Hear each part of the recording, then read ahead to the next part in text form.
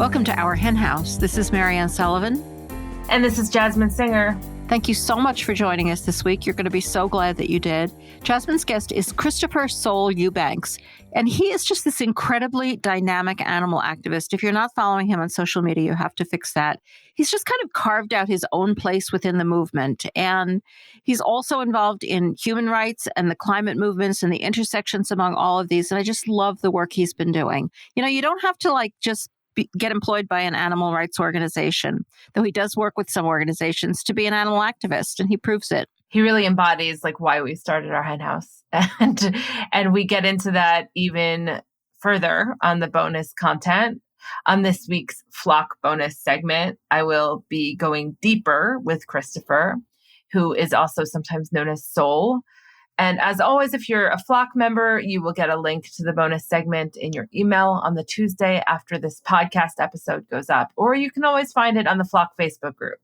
And if you're not a member of the flock and you can afford it, you can join for $10 a month at ourhenhouse.org/donate. And if you are a flock member, please join us for our Flock Friday Zoom calls, which are switching to once a month, first Flock Friday, at 4 p.m. Eastern. We will be expanding them to 75 minutes, always bringing on a special guest and having a question of the month that is activist focused. We will be continuing to focus on how to be better activists and how to take care of ourselves in these tough times. And in addition to continuing to offer Flock Friday, but on the first Friday of the month, I will also be available to meet one-on-one with flock members to talk about your activism.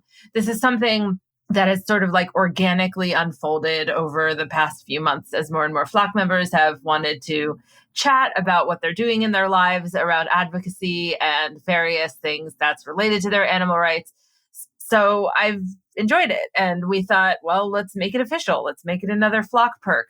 So in addition to the first Flock Fridays and the one-on-one times with me and the bonus content and the flock Facebook group, we will also be sending regular videos personalized to our flock members and also expanding the length of the bonus content. So I'm super excited to continue to work with those who are able to become flock members. And for everyone else, I'm so glad that you're with us and that you're able to enjoy our hen house and the Animal Law podcast because we love what we do. Yeah, I love that the Flock Friday Zoom calls are becoming, we always thought it was a temporary thing for the pandemic. And not that the pandemic is over, it's definitely not over. But, now that things are easing up a little bit, we just kind of didn't want to let it go. So we're switching it to once a month. But, it's really nice to be able to look forward to those get-togethers. Yeah, and to expand them because it's always the last 2 minutes is when, of course, just like therapy, right? The last 2 minutes is when things start happening and we're like, oh, okay, bye. So anyway, that's a lot of fun. So this past week has been interesting. That saying that is frequently attributed to Gandhi, but Gandhi did not say it. It's a myth, which is first they ignore you, then they laugh at you, then they fight you, then they go vegan. You know then you win. Right. Then you win. The actual last line. Yeah. You've been doing a lot of fighting or getting fought. You've been getting fought a lot this week. Yeah. And I personally have heard a lot about it, but I'm sure. Yeah. Well, I haven't had my armor on is the thing. I don't know why. I'm not in the mood for it. I'm not in the mood for fighting. And sometimes when you're in the mood for fighting, you can pick a fight or you can be a little bit more confrontational about veganism or choose a particular activist tactic that week that is a little bit more in your face. But I am not there. I am exhausted. I am trying to really harness my energy for all of the work that I do and for my own self. I've been expanding on these issues on my new newsletter, Jasmine's Jargon, which you can find at jasminesinger.substack.com. And in addition to that, I've just really been kind of trying to find a way to refuel. And it has not been a week that has offered a lot of fuel. I have felt a little depleted, both on a personal level and on a social media level and on a professional level, all related to veganism. So I just kind of wanted to chat briefly about that because on a personal level, I have known, I've known someone who I've known very well who's stopped being vegan after many, many, many years. And that's been a bit shocking for me to deal with, especially because, Yeah, that's really tough. well, yeah. And I mean, we all know ex-vegans. I'm pretty good at giving advice to people about ex-vegans, but then suddenly it's someone in your personal life and it's like, wait, what? This one was a shocker. On a social media level, there's these folks on Twitter who have found me and would like to fight me about veganism. And sometimes I don't feel like it. So sometimes I don't. That's okay. And then on another sort of professional layer, I gave a talk the other day for Earth Day that was part of my literary agency. They organized it, and it was about like food writers and eco activists and talking about Earth Day. And I was there to be the vegan in the room. And it was really a combative environment, which since then I have heard is pretty common with Clubhouse, that because you can kind of like hide behind the fact that it's just audio and, there is some degree of anonymity, people are just like, feel like they have full permission to be assholes, not realizing like I still contend that these people were industry plants. Well, by plants, I don't mean plants. I mean, they got planted there to, right. I can't, if I was the industry and I was facing the level of hostility and vulnerability that the industry, and by, of course, industry, I mean the meat industry, is facing, I would do things like that, just go on. Just go on Clubhouse, find or any other open access discussion group, and find something about veganism. You can probably search for it and stick somebody on there to start an argument. That's what I would do. No, I see your point. This definitely was not touted as a vegan thing. I think it was a little surprising to some folks that there was a vegan in the room.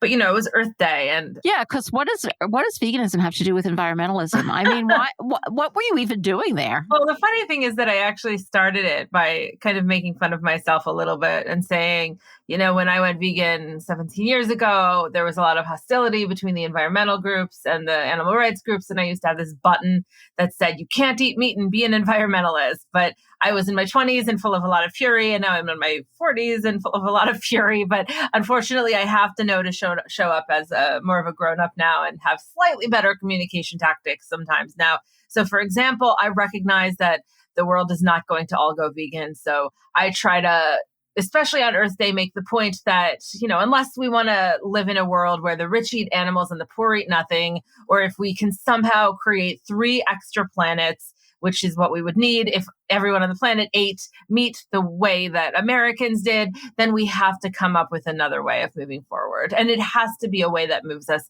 to a more plant-based existence. So I was basically saying, wherever you are, we kind of have to deal with this collectively, but also personally as we embrace veganism more and more, or go fully vegan for those of you who will go fully vegan.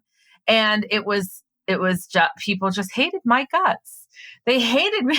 They hated me. I mean, I've given thousands of talks about veganism or activism in my day, and I got off of that one, and I just was like, I quit, and I'm done. I don't quit. I'm not done. But there was that moment of like, wow, the minute you're outside of the echo chamber, sometimes it can feel very aggressive. And all I can think is that the world is feeling very sensitive and aggressive right now. And anyone who's going to stand up for anything is going to get a slightly more, extreme reaction than maybe they would have before the pandemic. But do you feel like the quote you started off with, do you think there's any truth in it, that one of the reasons that we're facing more, or is it possible that we're facing more hostility than we used to? And is one of the reasons that we're seeing more success and people are more threatened? I think it's possible. I want to look at it in that direction. At least it's a positive way of looking at it. Exactly. I think we could choose to look at it that way. And, once I got over feeling really shitty after that week of like, between the person I know very well stopping their veganism and the Twitter people who were like yelling at me and then the Clubhouse experience, after I got over that and sort of like took some time to rebuild and focus in on what matters again, I choose to see it that way. I choose to see it as rising I think there's anxiety. validity in it. People used to laugh at veganism all the time. I don't see a hell of a lot of that anymore. I think it's mostly hostility. And I think we're used to that, but we're going to have to get more used to it. And then we're going to win. Just keep remembering, then we're going to win. One of the reasons that I'm thinking that is this Ezra Klein column. We love Ezra because now that he's moved to the New York Times, he's an even bigger voice and he's vegan, and I only trust vegans. So it's cartoon. Like on every other issue in the world, when somebody says something and I'm thinking, oh, that's an interesting point. Maybe I should consider that. And then I remember, yeah, but they're not vegan. So like, why am I listening to them? Because I just think people who aren't vegan are stupid. But Ezra Klein, Oh my God. well, all right, my hostility level may be rising. No, it's always been there. But he wrote this great column, and I just don't see this column having been in the New York Times like a few years ago. There have been a few good things, but he starts out saying, I'm a vegan, but I'm also a realist. And then he goes into, he's not expecting everybody to go vegan. But I love the fact that the first 3 words in this column are, I'm a vegan. Like, he's not trying to pussyfoot around it. What the column is mostly about is that, unbelievably enough, the climate plan from the federal government, which, everybody's touting and everybody's excited about because at last we're going to do something as opposed to doing nothing and just drowning, is great. It's called the American Jobs Plan, of course, but it doesn't have anything to do with animal agriculture. I mean, what the actual fuck? He didn't say that. I said that. But he's saying, let's change that. And he's pointing out that the Good Food Institute is saying we should be devoting at least, $2 billion to fighting not fighting animal agriculture. That's not how they put it there, because they're politically competent, unlike me, to promoting plant-based and cell-based meats. And as Ezra points out, the $2 billion just is a tiny drop in the bucket of the federal budget, and there should be far more than that, but there should be at least that. And it's so compelling. He goes through all of the harms to animals. He also goes through the harms to people. He has the whole 9 yards here.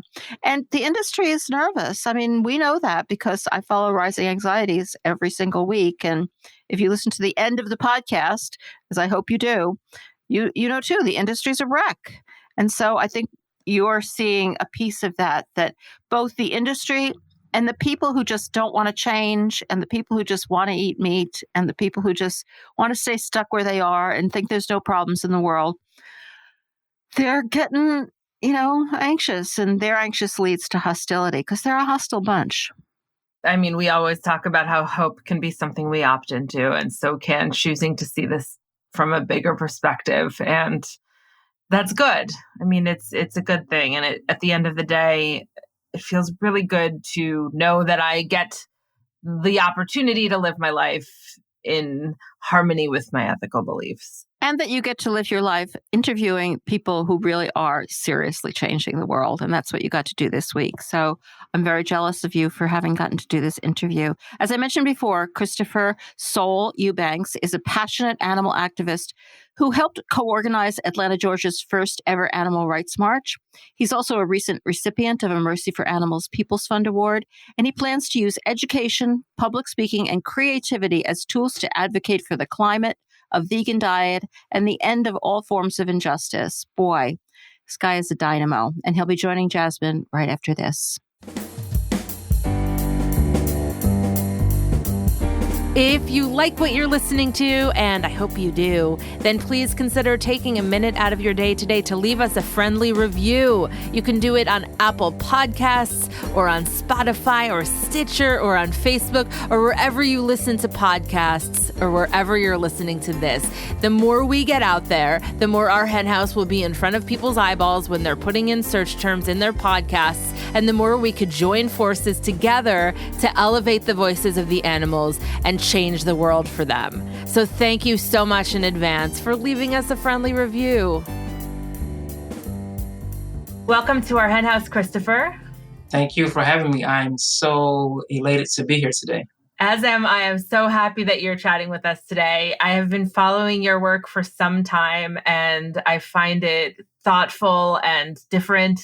And I'm just really looking forward to picking your brain a little bit.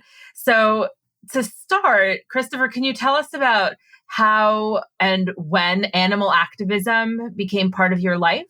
Oh, I would say animal activism became a part of my life a few years ago. So I became vegan in the summer of 2016. Or I should say I became plant-based, like I stopped eating animal products. And it was for ethical reasons, but I just wasn't aware of all of the other ways that animals are abused and exploited. So, I didn't I didn't consciously make a decision to maybe stop buying leather or things like that. Even though it was in line with my morals, it's just I wasn't thinking that far ahead yet. I was only thinking about the consumption of animals for food. So I would say I did that after I watched Cowspiracy. And once I watched Cowspiracy, went totally plant-based, I decided to not eat any animal products. And I would say about 6 months after that is when the ethics of animal consumption as a whole, in terms of how we exploit them for